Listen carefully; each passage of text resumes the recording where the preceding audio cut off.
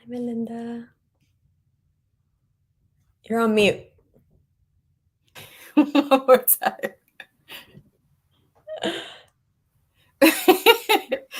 Let's try one more time. Mercury retrograde. Let's try this again. There we go. There we go. Hola, everyone. Hi, everyone. My name is Melinda Ramirez, and I am ASA's Director of Leadership Development Programs. Y me siento muy excited to be your Cafecito host today, where we're going to be talking about Latina Equal Pay Day.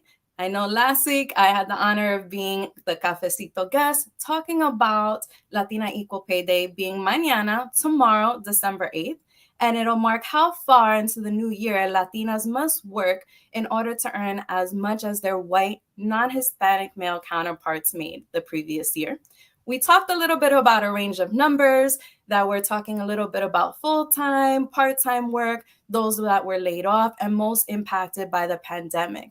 Today, we're going to get more information about aggregated numbers. We're going to learn about an amazing organization, and we're going to talk about ways that we can continue to be action oriented to close that wage gap. So, with that said, I have the pleasure of introducing today's Cafecito guest, which is Vanessa Santos, who is the co-CEO and partner of We All Grow Latina, a great organization that I'm a proud member of, and you will learn more about it. Vanessa is also an award-winning entrepreneur, business and life coach. A fun fact that I just learned, her and her husband are songwriters. And most importantly, she has her abuelita's pride and joy. So with that said, hola Vanessa, welcome to Haces Cafecito. Hola, Melinda, and welcome everybody who's joining us. Yes, we have so many people. I see Chi Town in the house, sunny Florida. Welcome, everybody. Put in the chat and let us know where you are tuning in from. Ooh, Florida. Vanessa, I'm in Miami right now. Is anybody in Miami? Miami, give some love. There we go. We got some people coming in. So, Vanessa, our audience always loves to learn how our special guests love their cafecito or morning beverage of choice. So, let our guests know a little bit more what you like to drink every morning. I'm very particular with my mornings. I actually start with warm water and lemon, and Mhm. then I prefer matcha latte. But when I can't have access to matcha, because I'm so picky, my husband actually makes my lattes. Um, Ooh. and it is a blonde roast with a little bit of soy milk and almond creamer and a splash of vanilla. And that's how I have my lattes. And it's always iced. I don't care if it's freezing cold. All of my beverages are iced, other than my morning warm water with lemon, because that's what gets the digestive system going. Yes, yes. I'm definitely drinking my water with a little bit of limon and jengibre and some ginger. Gotta get that Ooh. system healthy, ready to go. But that matcha, the latte recipe, I'm gonna definitely need. Yo te lo mando. You're going to love Of it. course, of course. So, Vanessa, tell us a little bit about your cultural and your professional background. Oh, yes. I'm born and raised in New York City, first generation Latina. My father is from the Dominican Republic and my mother is from Ecuador. And so it was a very lively, musical, loud household. I'm the oldest of seven siblings. And so there was never a moment of non entertainment. And being Latina, we just grew up very, very tight knit, especially because everyone who migrated here only had each other to lean on. And so I was very lucky to grow up in an environment that was full with a lot of love. I always say what we lacked financially, we made up for in our connection, our kinship, and the love that we have for each other. Obviously, my tia, my abuelita are my two special women in my life, in addition to my mommy. Um, and I just grew up always very curious and imaginative. I think that's one of the blessings of growing up financially poor, let's be real. And I just Mhm. had to use my imagination to get creative. And in helping my family members get through all of the documentation and paperwork to be in this country, it just taught me a different set of skills I was able to apply to my work life. And so when it came time to looking for work, I felt that it was easy for me because I already felt that I've overcome so many obstacles so early on that having to tell them what I could do for that company just didn't feel like something that was stressful. So I started my career in retail, and then I moved my way up into corporate America because I was very curious about how money worked and chasing where money went. And I noticed that there's always these very powerful people in suits. And so one day I said to my mom, I'm going to stop wearing outfits, dresses. I'm going to just only wear suits because you kind of need to become who you want to be. And in wearing those suits, I would show up in this meeting super, super presentable. And I feel like that energy and the confidence that I had, even though I knew half of nothing of what they were speaking of, it was always like fake it till you make it. I was like, I just need to get into the door and I will figure it out. Really helped me in growing in corporate. And then my trajectory within my corporate career has been in media, in publishing, in technology, in fintech, startups, and then most recently now as my pride and joy as co-CEO and partner of We All Grow Latina.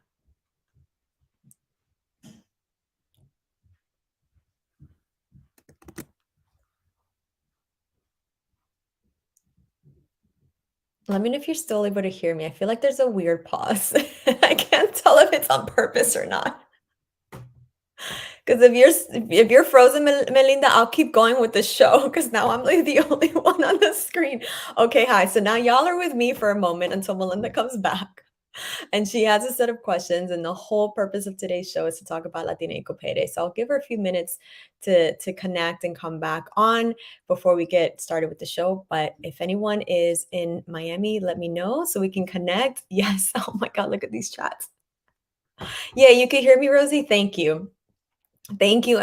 Thank you, everybody. Yes, dress for the job you want. Thank you. She's frozen. So I'm just gonna take the lead here hasta que llegue. It's okay, keep going. Thank y'all. I really, really appreciate it. So I know the purpose of today is to talk about Latina Equal Pay Day, and there's a lot of misinformation regarding Latina Equal Pay Day. I think one of the biggest is that we are quoting that Latinas are only making 57 cents to the dollar. And while that's true, what the reality is that only encompasses Latinas that are working full-time year-round. It doesn't cover those that are only working part-time, that are gig workers, freelance workers.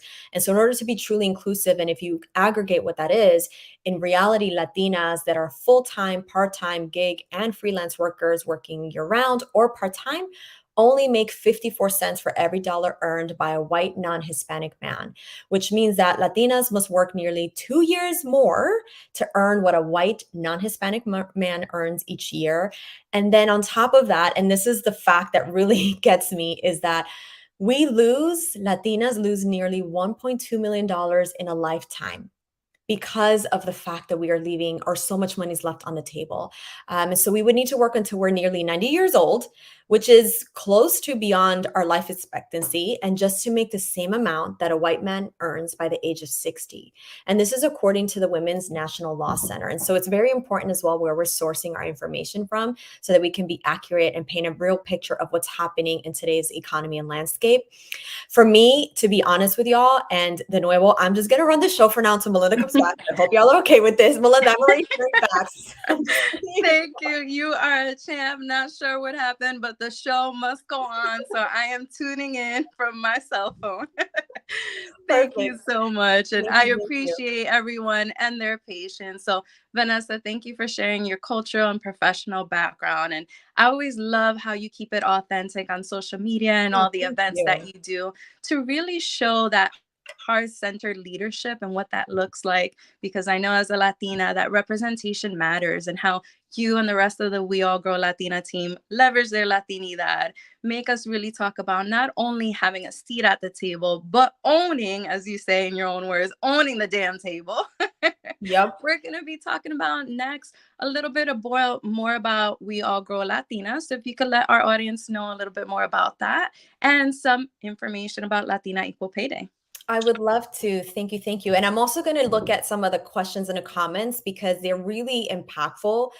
People are saying that we can't do this alone. You're 100% right. Where you can get access to the data, I will absolutely let you know as we go through each of the data points, because I think where you get your sources is incredibly important. So I'll start with giving you a little bit about what our organization does and who we are.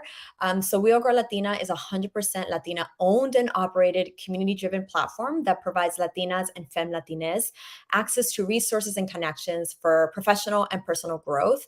It was founded in 2010 by my beautiful, incredibly talented partner, Ana Flores. And We All Grow stands strong in the mission of connecting and fueling the power of Latinas and Femme Latines through virtual and in-person experiences, culturally relevant content, e-commerce offerings, and resources to heal, connect, and grow.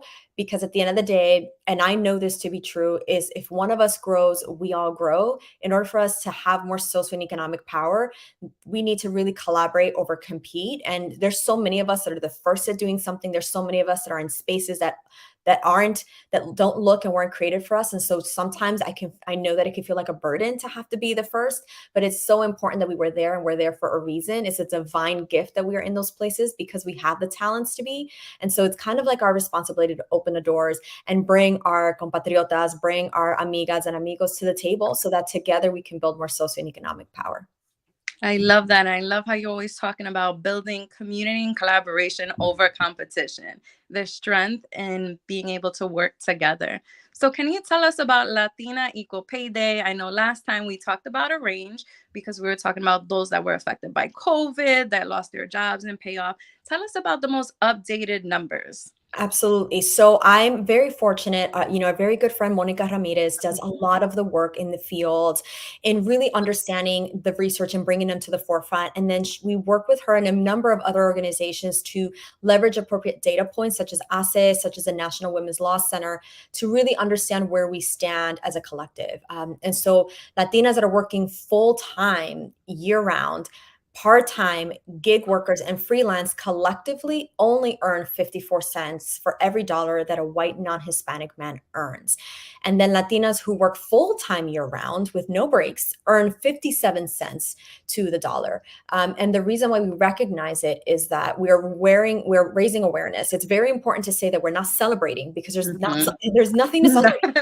Not at Right? all. We're losing money. We are recognizing it's because it's been more than 50 years after the passage of the Equal Pay Act in 1963. And the fact that today Latinas must still work almost 2 years to earn what a white non-Hispanic man's earn in a year is a little bit ridiculous. And obviously the pandemic has set us a little bit back because in 2021, Latina Equal Pay Day fell on October 21st. And today in 2020, Latina Equal Pay Day is on December 8th, which is a very big problem, which only increases on what we're losing, meaning that we're going to lose more than $1.2 million in a lifetime, and that Latinas have to work nearly 90 years just to make the same amount that a white man earns by the age of 60. And again, this data is according to the National Women's Law Center. And then what's the biggest pain point, and I think of my sisters, mi hermana Michelle, who's a mother, it's worse for Latina moms. Nationwide, Latina moms are just paid 46 cents for every dollar paid to a white non-Hispanic fathers. And so you can see the discrepancy when you think about how we are contributing to the global economy. Right? We know how to spend and we know how to earn, but if our earning power is not as strong as our spending power, then we're going to keep increasing the gap. And then when you think about Latinas, this is just a personal story that I share, is because I know it to be true. If the inflation is rising, but our wages isn't increasing, and then our products, por ejemplo, our tampons and pads and those prices, the pink tax continues to increase, our gap is going to continue to increase. And so it's really important that we're not just advocating for fair and equal pay, we're also advocating for these taxes that are marked on women's care products that are supposed to be something that we were born with. No podemos controlar las cosas que necesitamos. So it's incredibly important that we just continue to raise awareness so that this could be an equitable society for us to live and to thrive in.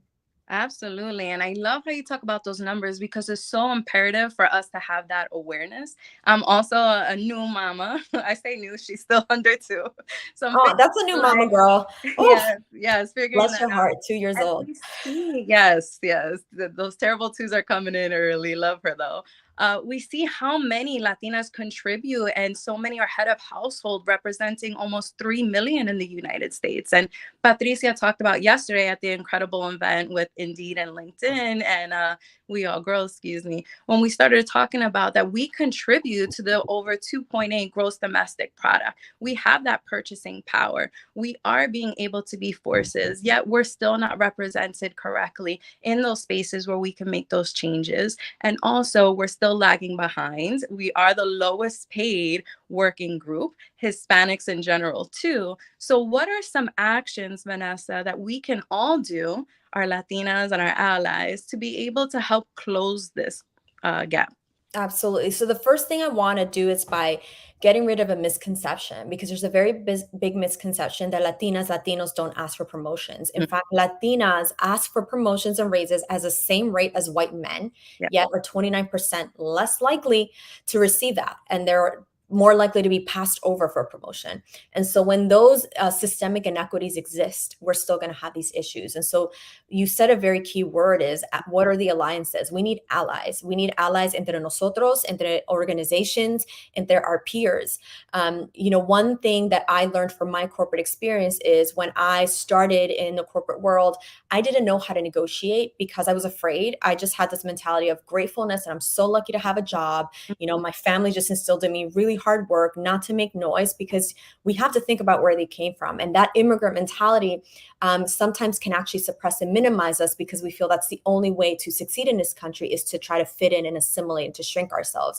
And so after recognizing that I did in myself, didn't advocate for myself and it was hurting me, I began to make a lot more noise. And for me, I took the stance of, well, if they're not going to pay me what I'm worth, then this place is not for me. And I found that in advocating, they never rescinded the job offer. In one particular instance, I worked at a corporate job where I was in business development and everyone around me worked the same hours. I obviously worked more because, straight A student wanting to Right. work hard, wanting to prove everybody that I can do it, right? Always overworking, over delivering, but same level of skills. The only difference is that the majority of my colleagues, I always found myself in these interesting environments where everyone around me was Ivy League, incredibly well educated, really strong pedigrees. And then you have me, low income, was on welfare, came from parent of immigrants, but I still find myself in those places. And because of that, I considered myself less than. So I didn't advocate for myself. It wasn't until another peer, a woman of color, noticed because I left my pay stub out that she realized that I was making only about 54,000 compared to colleagues in the same job. Even Mhm. though we had the same degrees, it's just different university, we're making 70 to 75,000. And so when she brought it to my attention, it felt like a kick in the gut.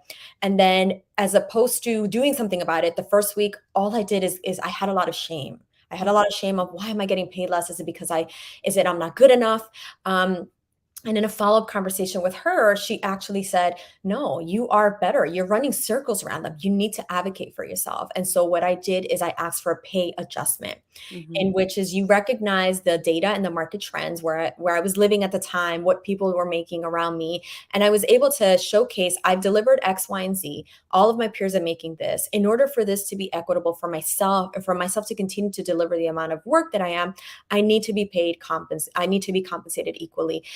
Thankfully, they agreed, but in so many other scenarios, it has been a lot of a negotiation. And Yes. that's where we need to really stand strong. If we can negotiate in our households, if we can negotiate with our abuelitas, our tias, our mamas, and our papas about what we want to do, we need to be able to do that for ourselves as well in these corporate environments. But that starts with learning education skills. I know that ASEAN has a very good program on education and negotiation. We, in fact, collaborated on negotiation Yeah. mastery, right? Very. These skills are so critical in life.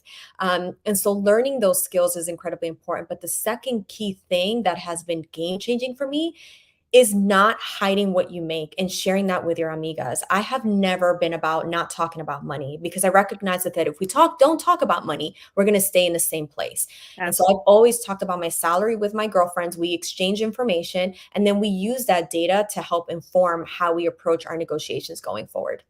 Absolutely. And I know that you say that pay transparency and having those uncomfortable conversations to get to a place where we can make change. I know that's how I got my raise and promotion a couple of years ago.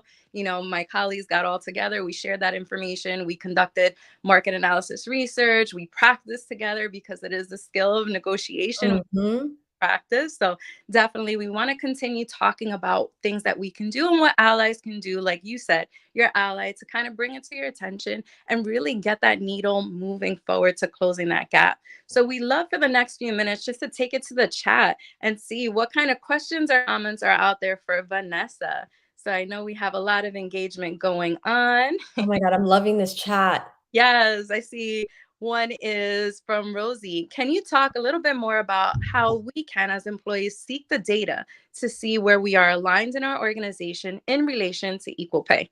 Absolutely. So there are a lot of white papers out there that are available that talk about the data, that talk about the importance of the US population, the Latino population that are contributing to the labor force. So I know that the US UCLA has a report which noted that Latinas are among the fastest growing populations in the US labor force. But obviously the lingering consequences from the pandemic inhibited Latinas from returning to the workforce. But nonetheless, it gives you a lot of great context on where we stand from a purchasing power, and also where we stand from a workforce power and what we contribute to the organization. There is a UCLA, there's HACE Online. You all have a lot of incredible resources. In fact, also Indeed.com has a lot of resources regarding the Latina workforce, and just doing research on different salaries and cities and what the median averages are to help you understand if this organization is of this size, because it's also important to consider that, right?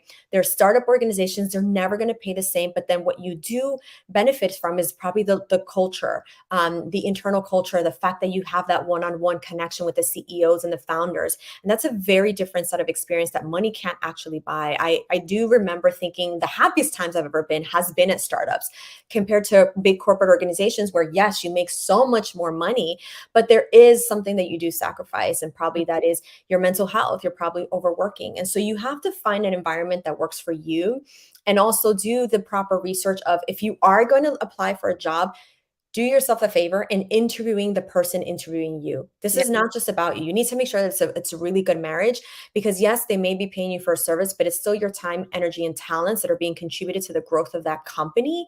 And you want to make sure that they're going to nourish that they're going to appreciate it and want to help and see you grow. Of absolutely. And that's part of knowing your worth, is being able to say that this is a two-way street to see if it's a fit for you as much as it is for them. So thank you for sharing that. course. But also say salary.com, glassdoor.com. They're all great tools to do market research. So no worries, Rosie. We're glad that you appreciate the information. We have a Thank you, Rosie. what processes can we implement in our industries to help our gente, our people? So one really good thing is being really close with your ERG, BRG groups. They're employee resource groups or business resource groups. These are HR funded and supported groups within your organizations that allow you to understand two things: the data and the composition of your company, and also the ways that you can help and resource. I actually took advantage of these after attending the 2019 We All Grow Summit. It was the first time I attended a summit of this kind. I was completely blown away by the amigahood, by the fact that I was surrounded by all these beautiful, talented, amazing Latinas who wanted to collaborate with me, who were telling me about how much they're making in brand sponsorships, who wanted to help me find opportunities, which is a very stark comparison to my corporate environment where I felt like everybody was in competition and I had to watch my back and always be at the top of my game.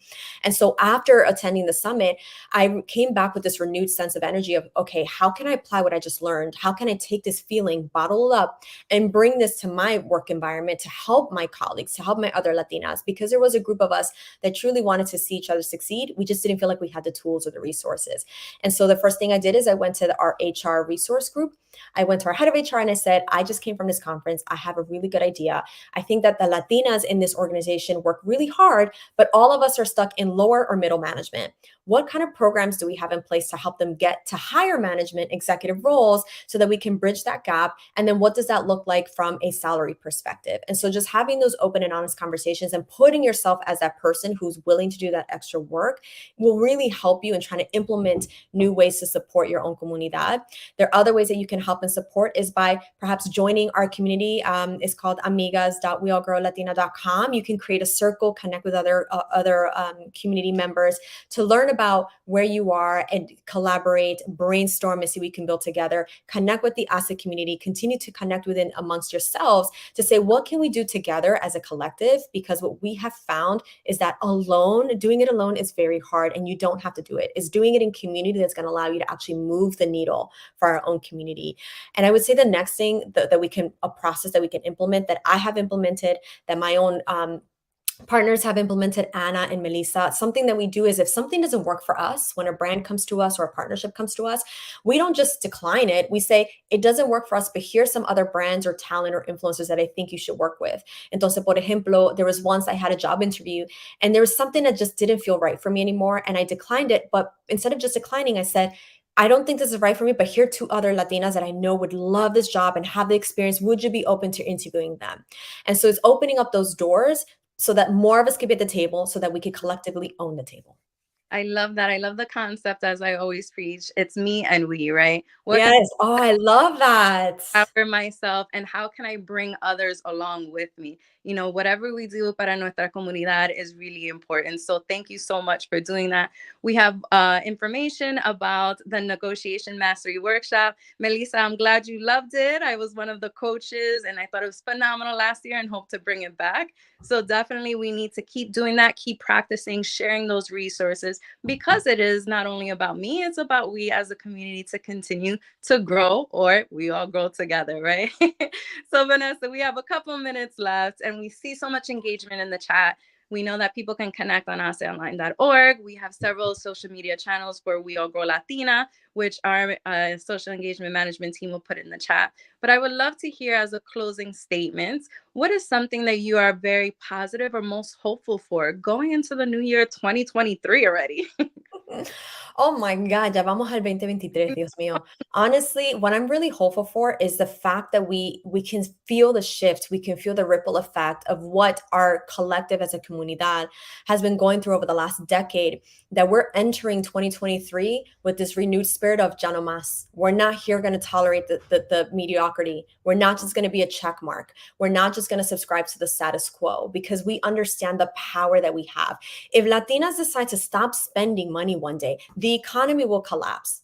And so it's very important that economies, companies, brands, businesses, and organizations understand that we need to be supported so we can continue to fund, because it's a cycle. And so I'm really hopeful about us continuing to come together as a community, as a amigahood, to support one another, to put together in place practices and opportunities to open more doors for ourselves. And there's a comment here about, if you're in a management position, how to advocate. And that's what I'm very excited about, is the fact that everybody really wants to advocate more fiercely, more strongly. It's like the rally cry is, we know that we are worth it and deserve more, but how do we actually get there? And that's starting with internal work, is working with our HR teams, working with our management teams, our executive teams, and myself. Perhaps is it because I'm a Taurus and I'm incredibly stubborn, pero when I found and met resistance, I found other ways and other doors. And if I couldn't create it within that environment, I took it to another environment, perhaps where they would allow me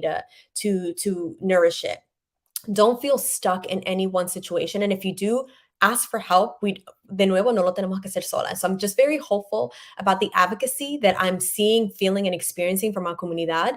And also very hopeful about a lot of the programming that we're going to be doing, that HACE is going to be doing in 2023, that We All Grow is going to be putting together in 2023, that's really focusing on our entrepreneurship segment and our career professional segment to help us all grow and, own the table. So the more tables that we own, we understand the profitability of that our economy will actually continue to bounce from where it is today.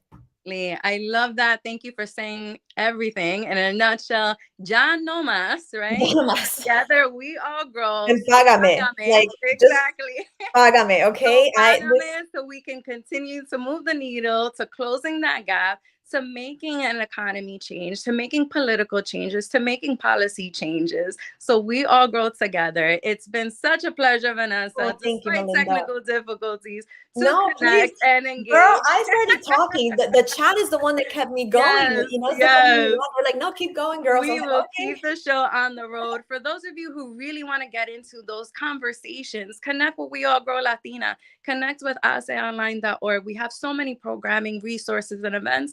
And also connect directly with Vanessa and myself. We are here to support. We are here to continue to rise and grow together. So with that said, thank you once again, Vanessa, and everyone tuning in for a wonderful cafecito. I hope you all have a great day. And don't forget, págame. you can get your t-shirt on carlinco.com// We All Grow. And the proceeds benefit HACE. So please buy your shirt. Support. Those will all go to contributing to some scholarships to our leadership development program. So once again, thank you all. Remember, tomorrow's Latina Equal Pay Day. Utilize your voice to make a difference. Have a great day, everyone. Thank you, everybody. Bye. Gracias, Melissa.